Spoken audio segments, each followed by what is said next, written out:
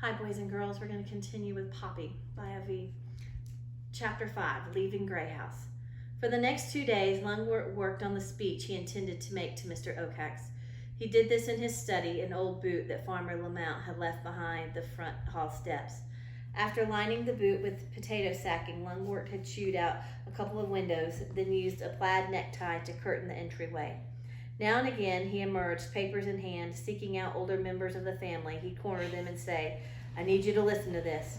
After reading a paragraph or two, he insisted upon knowing what the listener thought. If there was comments, he said something like, "No, I don't want flattery. I can't use, what I need is hard criticism. When he received criticism, he always argued that his way was the best.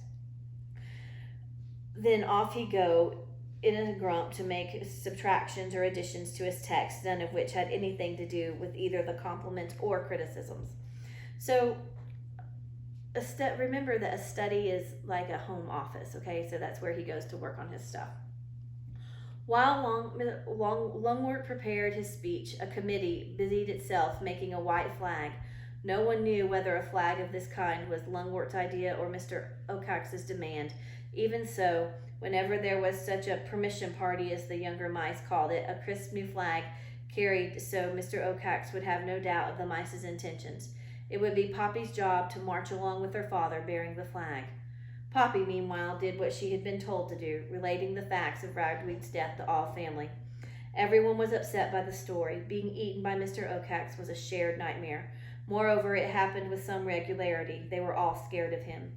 There was considerable tutting and much whisker twitching, yet while everyone expressed sorrow, Poppy suspected that few grieved. Worst were the words of comfort that began with, "Well, if someone had to be sacrificed."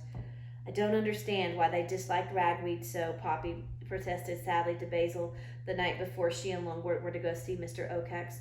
"What harm did Ragweed do?" "I can think of 3 things," Basil replied. "He was a golden mouse, not a deer mouse. He came from somewhere else, and he said things that upset them. You know, like, you haven't lived unless you die for something. Remember when he told old Plum, a soft belly causes softness at both ends?" "But I liked that he was different," Poppy confessed. "He loved adventure. I'll never forget the last words he ever spoke to me. They were so terribly ironic." "What's ironic?" "You know, when the words mean almost the opposite of what you're saying. The last thing he said to me was, you don't know how to live like I do." "What's ironic about that?" Basil asked him. "The next second, Mr. Oakhax killed him." "Oh," Basil shuddered. "Now, Poppy," her mother began, as she brushed her daughter's fur for the final time, "above all, do exactly what your father tells you to do. Be respectful towards Mr. Oakhax if he takes notice of you, but if he does not, don't fret. Your father commands his attention. Mr. Oakhax has great respect for your father. Don't so much as squeak until you are spoken to, then be humble and brief. Remember the old saying, mice should be mice, and for heaven's sake keep the white flag flying. Above all," sweet Cicely concluded, "remember, it's an honor that you were selected to go."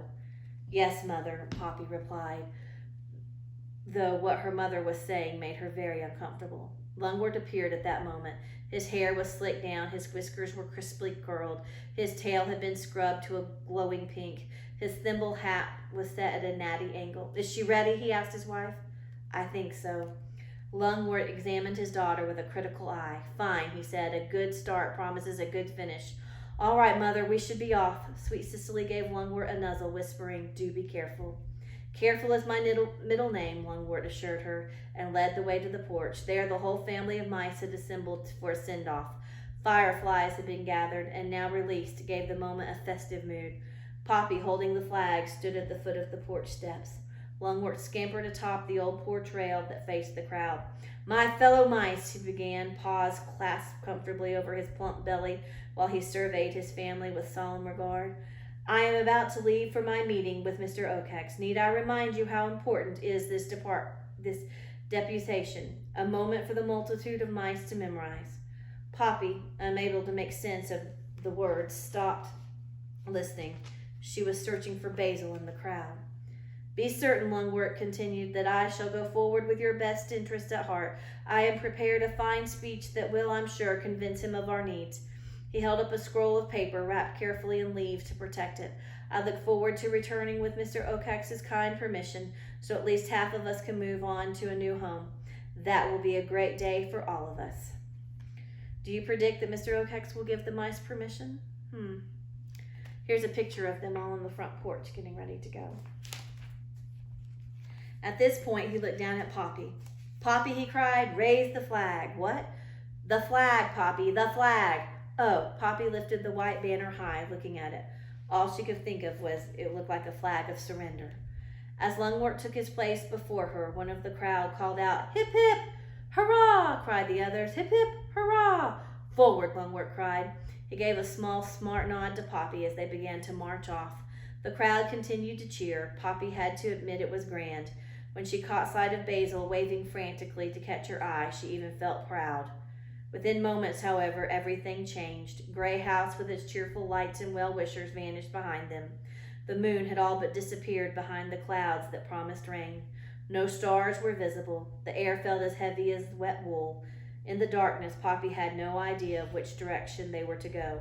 We'll be taking the tar road, Lungwort informed her. Fewer obstructions, more visibility. Do we have a meeting place? She asked. The very tip of Dimwood Forest, her father said, just on the far side of the bridge over Glitter Creek, Mr. Ocax's watching tree. He's there most nights, can't miss it. It's a huge dead oak. How come it's dead? It was hit by lightning. Was Mr. Ocax on the tree at the time? Lungwort chuckled. Poppy, there are those who say Mr. Ocax made the lightning himself. He's that kind of a bird. Now, my dear, do keep that flag up. Poppy tried, but she was wondering what kind of chance they'd have with an owl who made his own lightning. Marching down the middle of the road made her nervous. Surely Mr. Ocax would see them. Would he recognize her? If he did, would he attack? What should she do then? Run? Where? Ashamed to have such worries, Poppy decided it would be better to hide them. So she said nothing. Still, it was hard to keep the heavy flag high. Up, Lungwort kept calling. He was now walking behind her. They had been marching for some time, during which they had exchanged only a few words, when the night silence was suddenly shattered by a whoo, whoo. Startled, Poppy stopped short. In the confusion, Lungwort banged into her. He lost his thimble cap and his speech. She dropped the flag. Pick up the flag, her father cried, searching and finding both the thimble and speech in the darkness. Lose the flag and we're done for. Do you think he's seen us? Why else do you think he called? Lungwort snapped. The hair along Poppy's spine stood straight up. It wasn't the owl's call that frightened her as much as the fear she heard suddenly in her father's voice. Never had she heard that before. She peered around at him. He didn't appear scared. Poor Poppy sighed. She decided she must have imagined it, seeing in him what she was feeling. The call came again. Whoo, whoo. Poppy, her heart pounding, asked, how much further to go? Quite a ways, Lungwort whispered. And here they are all crashing into each other. Do you think the flag will really keep the owl from eating them? Just curious. They listened again. No more calls came. Lungwort adjusted his hat and gave a forced chuckle. Actually, I suspect that call was just some good-natured joshing. Papa, what? I'm glad you're here. Humph, Lungwort replied, but Poppy sensed he was pleased. She felt better until he said, but do keep that flag up. The owl's call came again. For a second time, Poppy stopped. Her father did too. They listened intently for a few moments. Then Lungwort whispered, just as I thought, he's joking. Lighten up, child. They moved on. Poppy didn't like to contradict her father, but she doubted Mr. Ocax's calls were a joke. She rather suspected the owl was trying to scare them, and as far as she was concerned, he was succeeding. Rain began. It came softly at first, but then a clap of thunder burst right overhead, making them jump. The drizzle turned into a deluge. Within seconds, they were soaked. The tar road ran with water. The flag became heavier and splattered with mud. Shake out the flag, Lungwort cried. It must stay white. Poppy tried to do as she was told, but it was difficult.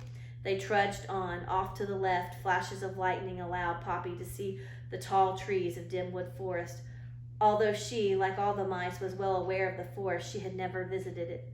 Who would want to? She'd been taught too many fearsome things about its vast size, its dreadful darkness, the fact that Mr. Ocax had a secret home there. Equally alarming was the knowledge that Dimwood Forest was full of the animals that hunted mice, animals like porcupines.